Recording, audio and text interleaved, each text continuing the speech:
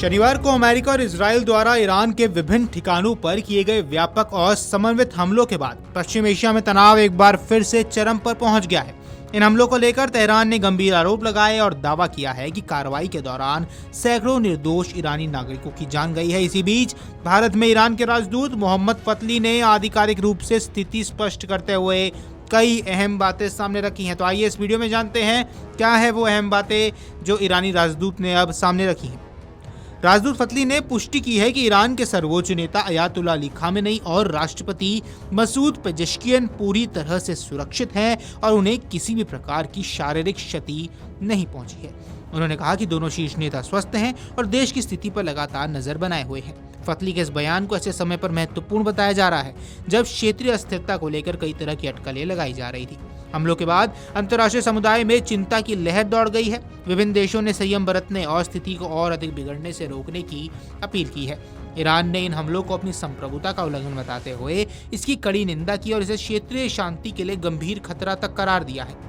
राजदूत फतली ने कहा कि निर्दोष नागरिकों के हताहत होने की खबरें अत्यंत दुखद हैं और इन घटनाओं की अंतर्राष्ट्रीय स्तर पर निष्पक्ष जांच होनी चाहिए।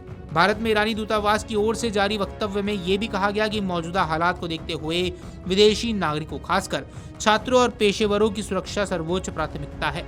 राजदूत फतली ने यहाँ स्पष्ट किया कि ईरानी अधिकारियों ने संघर्ष प्रभावित क्षेत्रों में रह रहे विदेशी नागरिकों के लिए आवश्यक सुरक्षा सलाह और दिशा निर्देश जारी कर दिए हैं। इन दिशा निर्देशों में सुरक्षित स्थानों पर रहने, अनावश्यक यात्रा से बचने और स्थानीय प्रशासन के निर्देशों का पालन करने की खास अपील की गई है।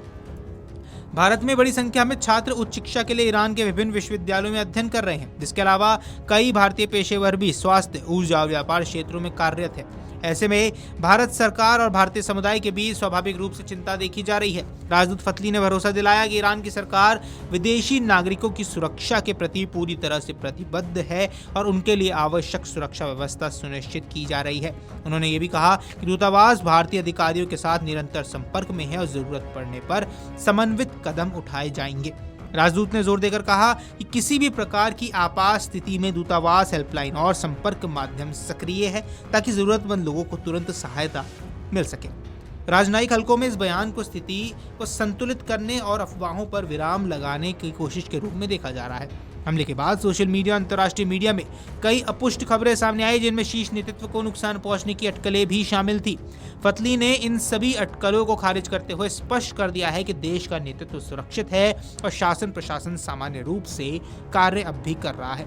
वहीं विश्लेषकों की माने तो क्षेत्र में बढ़ता सैन्य तनाव न केवल ईरान बल्कि पूरे खाड़ी क्षेत्र और वैश्विक अर्थव्यवस्था को प्रभावित कर सकता है। तेल आपूर्ति, समुद्री मार्गों की सुरक्षा, क्षेत्रीय स्थिरता जैसे सीधे मुद्दे तौर पर जुड़े हुए हैं।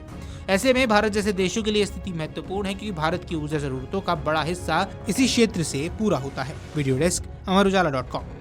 अगर आप ये वीडियो YouTube पर देख रहे हैं तो हमारे चैनल को सब्सक्राइब कर बेल आइकन दबाएं और Facebook पर देख रहे हैं तो हमारे पेज को लाइक करें।